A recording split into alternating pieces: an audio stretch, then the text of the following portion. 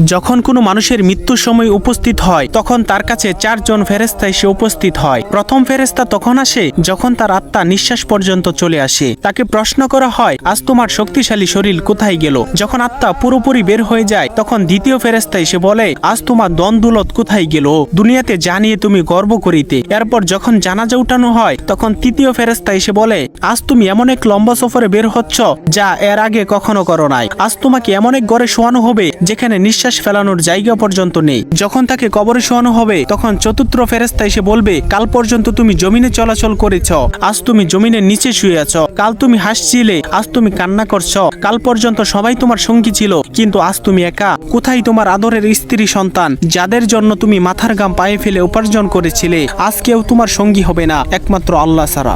আপনি যদি আল্লাহ তাআলাকে ভালোবেসে থাকেন তাহলে ভিডিওটিতে একটি লাইক এবং চ্যানেলটি সাবস্ক্রাইব করুন এবং আল্লাহ তাআলার নামটি কমেন্টে লিখে যান।